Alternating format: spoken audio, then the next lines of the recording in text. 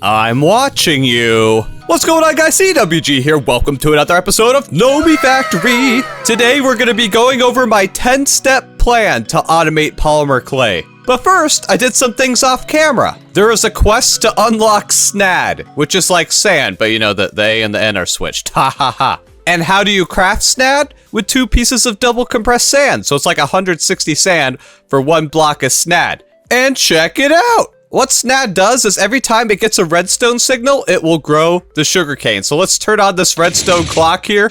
And as you can see, whenever the sugarcane grows, it gets immediately kicked off by those pistons, sucked into this vacuum chest, and then put into this storage drawer over here. And then what's cool about the sugarcane is you can get a whole bunch of it loaded up into this storage crate. And sugarcane is flammable inside of Nomifactory. So we basically have infinite fuel, which means infinite power. You'll love to see it. Also, I upgraded our battery buffer to the 16X. Look at all these batteries in here. This thing can now provide 16 amps, although these wires can only pass 4 amps. Now, I know one of the most confusing parts about Gregtech is the way the power system works, since it's a bit different than the way FE, AE, and all those other ones work. Once we get into medium voltage, I'll try to explain it a little bit better. Ow!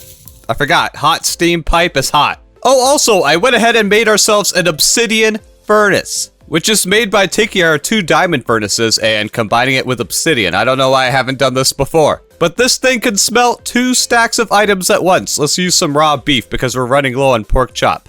Look at this thing go. You'll love to see it. Give me that steak. So, back to the 10-step plan, and what the heck is polymer clay? If you remember from last episode, we had to make this stuff called pulsating polymer clay. And with this stuff, we're able to run our mob data simulation thingamajigs. And this is how we get mob drops in this pack. Oh look, that one actually succeeded and gave us a pristine zombie matter that we can then turn into iron. Ooh. But also, in order to get these loot fabricators, we're gonna need medium voltage circuits. This is all part of the plan. So if we go into quest lines here, we can go to processing lines, and it actually gives you a little bit of a guide on how to automate pulsating polymer clay. You just need 3 things. 1. Infinite cobblestone. Luckily, there is a quest over here for an infinite cobblestone generator. It's actually not too expensive. So we got that covered. We also have infinite water thanks to the infinite water generators. But the hard part is going to be getting infinite ender pearls. And the way we're going to do that is by using the simulation chambers. So let's start off our 10-step process, step 10 being profit, of course. Step 1, we need to make annealed copper. Why do we need annealed copper? Because check this out, when crafting these electronic circuits, you need a ton of these vacuum tubes, which are normally pretty expensive. You need copper wires, steel bolts, a bunch of glass, but there's cheaper recipes in the assembler. I have been using this one, where you actually get 2 vacuum tubes, but there's also a recipe that could get you 4. You need red alloy liquid, which we can get. You need the steel bolt, the glass, but you also need annealed copper wire instead of normal copper wire. And the way you make this stuff is in the quest book here. It says it's made in the arc furnace with oxygen. Luckily, we already have an arc furnace, so I made a little bit of a setup over here. So first of all, we need to get oxygen into this arc furnace, and I know an easy way to do that. Take our silicon dioxide dust, run it through the electrolyzer, and it should shoot the oxygen straight up into this arc furnace. Nice. So then we just put the copper into the arc furnace, and it will mix with the oxygen to get us that delicious annealed copper. Nice. Quest complete. Then all we have to do is make wires out of it. Then I'm going to use it to make circuits. Nice. Also, we are getting silicon this way, so it's like killing 2 birds with 1 stone. Oh, and speaking of silicon, I asked you guys last episode if there was an easier way to get silicon, and yes, there is. I got an awesome comment last episode saying that you can just electrolyze clay dust. And yeah, you can. You can just electrolyze it to get 2 silicon from 13 clay dust. That's awesome. Why did I not see this recipe before? Well, maybe because it's on page 16 out of 31 in the electrolyzer on how to get silicon dust. I wish they would put the most useful recipes on the first page, you know? It's like I'm playing a JEI scavenger hunt game. Well, let's put all the annealed copper into the wire mill. We're going to be able to get so many vacuum tubes from those bad boys. And just like that, step 1 is complete. You love to see it. Next, step 2. We need medium volt circuits. Let's go into our quest book here. We need to make it to this quest. So that means, first of all, we need to do gallium arsenide. Give me a second to read this text. So, in order to move forward and get medium voltage circuits, we're gonna have to get some really rare stuff. And one of these things is gallium, and there's only 2 ways to get gallium. Either through processing bauxite ore or sphalerite. But you don't just get it straight up by like smelting. It's made through some complicated processes in which you only get tiny piles of this stuff. So we're gonna need a basic thermal centrifuge. That sounds pretty fancy. Luckily, it is a low voltage machine, so we should be able to make this thing. Now, also in the quest book, we need arsenic, which is going to require a centrifuge to get. So we are going to need a centrifuge and a thermal centrifuge, which are obviously different things. Duh. And then you mix the 2 together to get gallium arsenide dust, and that's what we're going to need to make medium volt circuits. Woo! See, it may just say step 2, but step 2 is actually divided into multiple steps itself. Oh boy. Now, in the comments of last episode, you guys said you loved the crafting time lapses, which is awesome. Because in Gregtech, that's kind of the only way to show you guys the amount of crafting and manual labor that's involved. So let's do a little bit of a time lapse of getting gallium arsenide dust.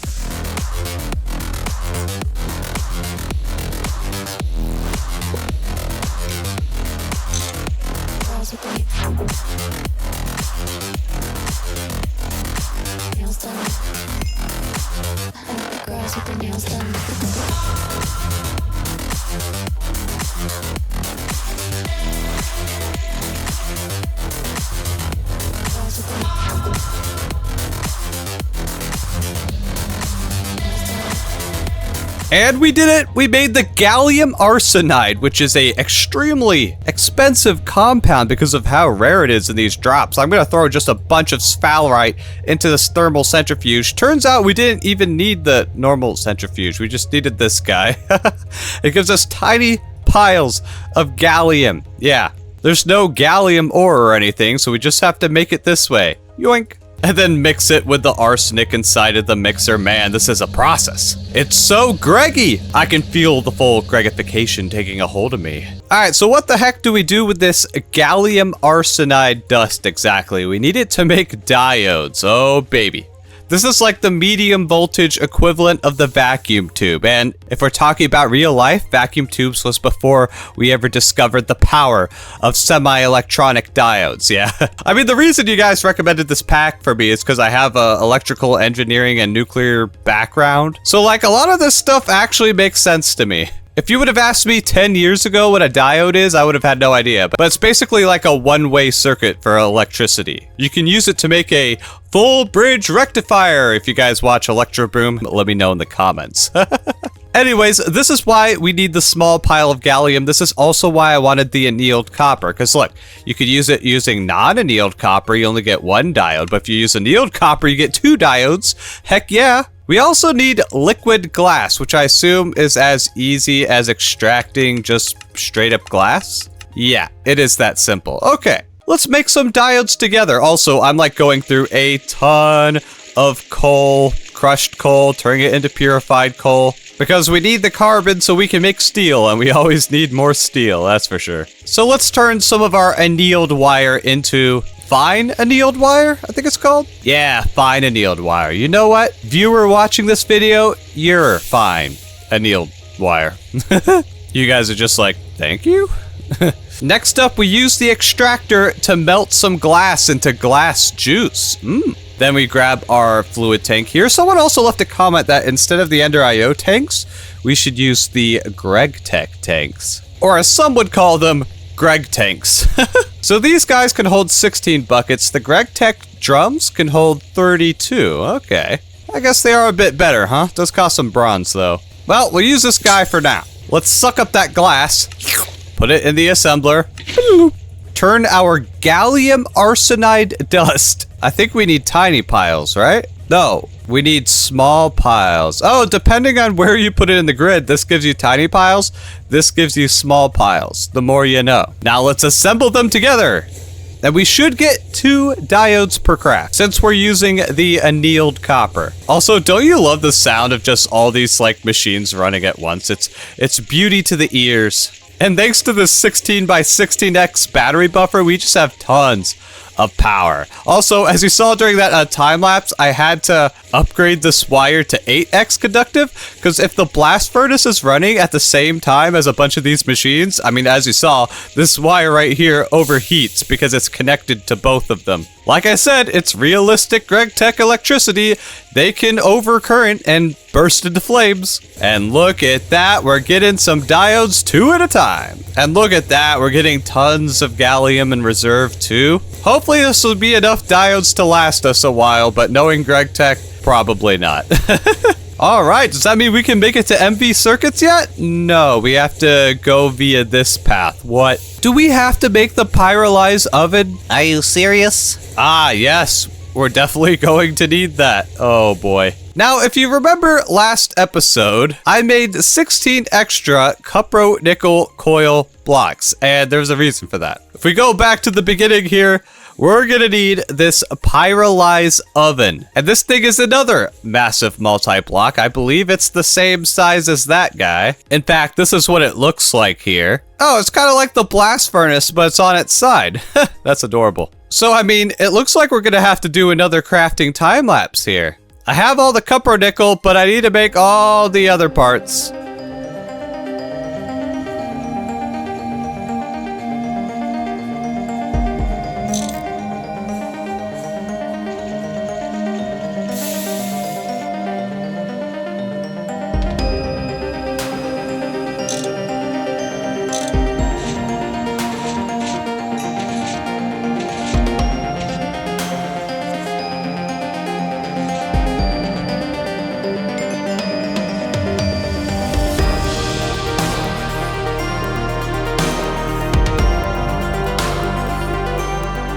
And we're back, and we did it! The pyrolyze oven is now complete. That's what it's called, right? Pyrolyze oven. Yes, it actually looks kind of cool. It's like the blast furnace, but on its side and metally. So the reason we made this thing is so we can get phenol. We need phenol in order to make the tier 2 circuit boards. How do we get the phenol? It's actually not too bad. We just need steam and we need coal dust. We have a liquid input hatch right here. So let's take some fluid pipes and connect it all the way to our steam here. This is truly gonna be some pipe spaghetti. I wonder if I can suck the steam out of this dynamo. That'd be kind of funny. Guys, I used my big brain energy to move the dynamo down to the bottom so that way we can transfer the pipes over. Oh, and if you guys were curious, these like input hatches, output hatches, energy hatches, they can be put like anywhere along the multi-block. These things are pretty flexible. Like we have the maintenance hatch back here, which apparently you can put tape on here and it stops it from getting maintenance issues, but we don't have the technology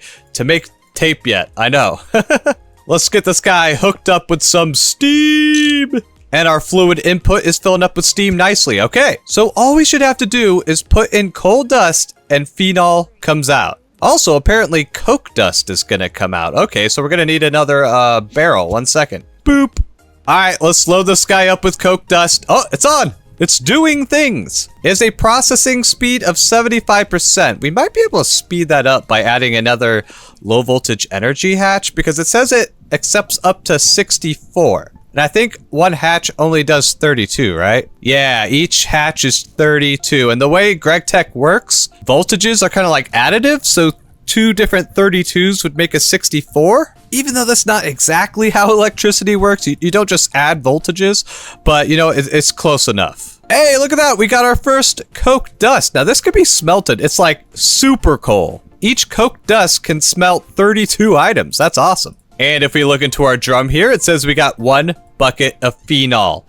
It's working! And look at this thing just spewing out exhaust. Oh! Fun fact, in Gregtech New Horizons, pollution is a real mechanic and something you have to worry about. Luckily in Nomicraft, they disabled the pollution feature. But if we ever want to take on Gregtech New Horizons one day, that's something else we would have to worry about. As if things couldn't get more Greggy. Alright, I think we can finally move on. We need to get to these phenol-coated substrates, but looks like we need yet another quest here, the low-voltage chemical reactor. And geez, how long are we going to be stuck on step 2? I didn't think step 2 would take this long or have that many sub-steps, but welcome to Gregtech. Now this chem reactor isn't too bad, you only need a couple circuits. I'm just going to craft it and be right back. And there we go, basic chemical reactor. It basically mixes chemicals together. I know, it's very straightforward. And we get a Nami quarter. Nice. I love these Nami coins. They stop me from having to go mining in the overworld. We even have that shiny Nami dollar. So let's expand our ever-growing line of machines, man. This is just low voltage, by the way. This is one tier of machines, and there's this many. So the chemical reactor can react liquids and solids, all kinds of things. So let's go over to our drum here, yoink out some phenol using our fluid tank. Yes, you can use this guy just like a bucket. It's super cool. Then right-click it into here. I think you just do that. Next, we put in the coated circuit boards, and we should be making it. Phenolic substrates. We can finally start making the circuit boards for medium voltage, and this barely uses any phenol. The phenol lasts a while. Okay, that's nice to see. Quest complete. Next up, it's time to make the circuit boards themselves. Now, apparently there's 2 recipes. There's one that you can just use silver wires and you get one. There's also this recipe, which apparently will save you a lot of silver, but you also need iron 3 chloride, which means we have to make sodium persulfate from sodium blah blah blah blah blah blah. You know what? I'm just gonna worry about that later. For now, we'll do it the more expensive way with silver wires. I mean, it's not that big of a deal. We can use Nami coins to get more silver. Run it through the steam, boy. And we should be able to get our first couple good circuit boards. Nice. We get a Nami nickel. And this means we could do it. We could make our first tier 2 circuit. Now, unfortunately, this is going to cost 3 low voltage circuits to make just 1 medium voltage circuit. That is extremely expensive. And we're actually going to need 2 of these circuits for the machine I want to make. So we're going to need 6 LV circuits. Oh boy. I crafted the tier 1 circuits. Let's do it. Our first medium voltage circuits. The first of many. Haha, better circuits. We get a Nami quarter. And this unlocks, the LV circuit assembler. That's going to make making circuits even easier. But before we get to that, remember, we got to remember the task at hand. We need this. Wait, for this, we need medium voltage machine holes. What? Wait, that's right. We have a plan. Let's go back to the plan. So step 2 is complete. We got medium voltage circuits. Step 3 is, loot fabricator. Oh, wait, yeah, we can make it now. It's gonna cost our 2 medium voltage circuits, a dark steel machine hull. Oh gosh, that's gonna be expensive. 4 energetic alloy plates, which needs the blast smelter if you guys remember. Now this is gonna be an expensive boy. Although it shouldn't be too bad because we already have the circuits finished. We just need the dark steel. Wait, guys, before we get too deep, let's use our big brain energy here. In order to get this resonant cathode, which is part of the whole thing that we're trying to do, we're going to need this. That's going to cost 2 MV circuits. We're going to need this. That's going to cost 2 MV circuits. So instead of going just ham right off the bat, let's make the circuit assembler. Because what this guy will do is allow us to make 2 circuits at a time, just using a little bit of molten tin. It's even a cheaper recipe, I think. Yeah, it doesn't use the cables, yo. All right, we need the circuit assembler now, and it will consume our medium voltage tier circuits, even though it's a low voltage machine. Bit sussy, but I already have this LV emitter here. We had to craft it for a quest. So I just need to make a couple conveyors and a robot arm, and I'll be right back. And here we go, we got it. The most exciting machine yet, the circuit assembler. Finally, we can make these circuits a little bit easier. Let's get yet another superconductive wire and add yet another machine down the line. This is getting crazy. Well, let's go ahead and try this thing out. There's no time to wait. I'm going to do a few recipes worth here. Let us grab some molten tin, slap it in, and is it just going to work? It's beautiful. It only takes 10 seconds per craft. And we get 2 circuits per... Oh, I don't have to even put rubber on the can. I'm going to cry. This is amazing technology. You know, people ask, why go through the grind of Gregtech? Why do people put themselves through the self-torture? This right here is the reason. Because the payoff at the end, when you can get things way easier than all that manual labor that you've been doing, the payoff is amazing. And according to JEI, you could also use this to make medium voltage circuits. No way. I figured you would need like a MV machine in order to make medium voltage circuits, but look at this. You do only get one per craft though. But it's still way cheaper to do it this way because you're saving a whole entire circuit because it only requires 2 this recipe. So yeah, this was definitely a worthwhile detour to go down. So I went ahead and crafted the loot fabricator like I said I was going to. Then when I went to plug it into the system, all our wires spontaneously combusted. And it turns out, if I put this guy on the ground here, it consumes 1000 RF per tick to run.